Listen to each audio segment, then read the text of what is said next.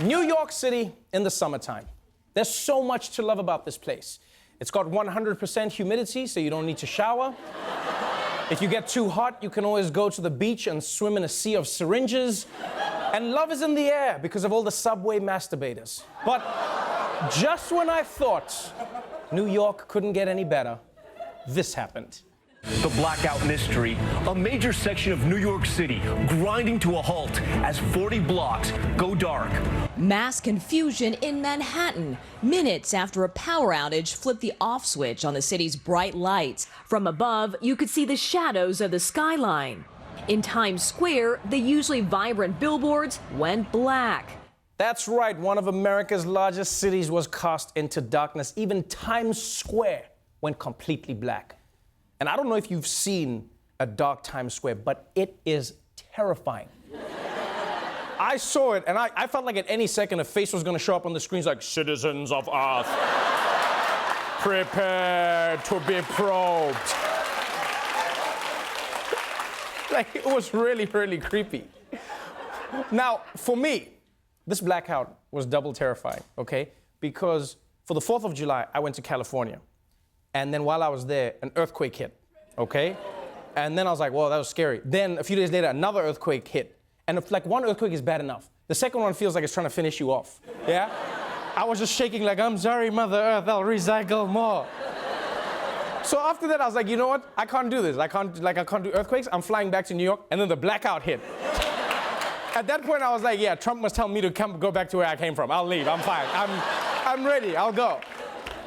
And the worst part was when the power went out. Mayor Bill de Blasio wasn't here because he was off in Iowa campaigning to be president, which is a shame because we could have used him in New York, not as mayor, but just as like a lighthouse, just to help us see everything. And you know what's great about New York?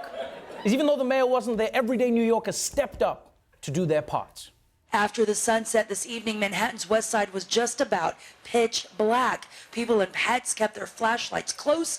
Businesses and apartments were in the dark. Some delis and restaurants were trying to serve customers with flashlights, and Hell's Kitchen residents passed the time on their stoops, too hot to be in their apartments without AC. Stoplights at some busy intersections off, leaving pedestrians to step in to direct traffic. Yeah, you see? That's what New Yorkers do, baby. They help out during a crisis. Huh? Basically, New Yorkers were doing every policeman's job. They were directing traffic. They were checking in on old people. It was inspiring, except for the one person who probably tried to take over a hostage negotiation.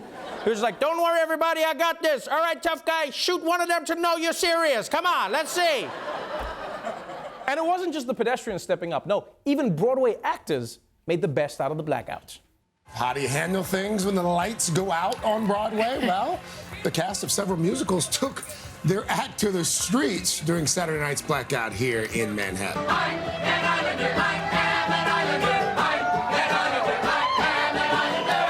See? You gotta love Broadway, man. Huh? You gotta love Broadway. The show must go on. Think about that's real talent. Because the power also went out at the movie theaters, huh? At AMC. Yeah, but you didn't see John Wick come out of the screen and kick people's asses in real life. No. But even a blackout couldn't stop Broadway. Everyone came out. The singers carried on their musicals on the sidewalk. The thespians thespianed outside, huh? And the cast of The Lion King brought their performance to life in the streets by mauling 7 people to death. It was really inspiring. Plus, I will say we all got a new life hack, all of us people who live in New York and people who visit. If you can't afford tickets to a show like Hamilton, just cut the power. You get a show for free. Yeah. Everyone just comes outside. Now, everywhere's the room where it happens. And thankfully, after 3 hours, the power came back on. But even though no one was hurt, this blackout might be a sign of something a lot more ominous. While investigators don't believe foul play was involved in Saturday, national security experts say the blackout should serve as a wake-up call. National security experts are very concerned that this country's power grid is vulnerable to a cyber attack. Complex systems that have been put in place and built upon over many years, there are going to be vulnerabilities. Our adversaries know what those vulnerabilities are, and they will look to exploit them. That's right. This is another reminder that America's power grid is vulnerable. And we don't know if that's what caused this blackout, but it is a little suspicious that it was on the anniversary of the 1977 major blackouts. Like maybe this was just a coincidence, a malfunction, or maybe a hostile foreign power was trying to hack America. We'll never know. Yeah. And if they've done it once, they can do it again and again. So Russia, if you're listening, I'll be outside Hamilton next Thursday. You guys know what to do.